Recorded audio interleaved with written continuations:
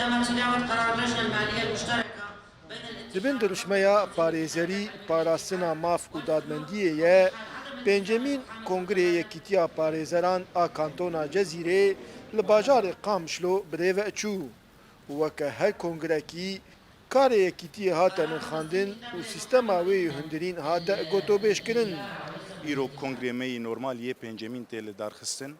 Ev kongraya her ji 2 sala tê li darxistin. Tê de rapora 2 sala tê xwendin. Her wiha nirxandina roşa rêxistiniya yekîtiya me tê kirin.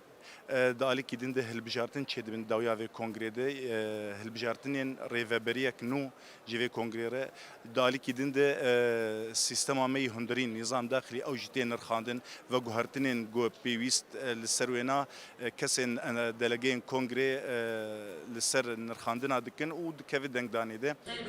Li daxistina kongiran hicî çîsaziyê re qonaxeke ji bo pêşxistina wê duwarê rêxistinî û pratikiyê de.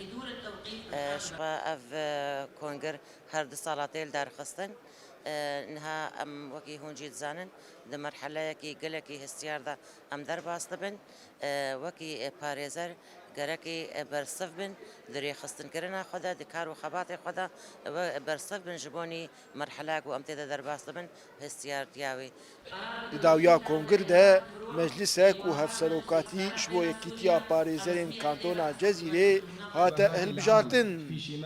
Dara Berekat, Kurdsat News, Qamişlo.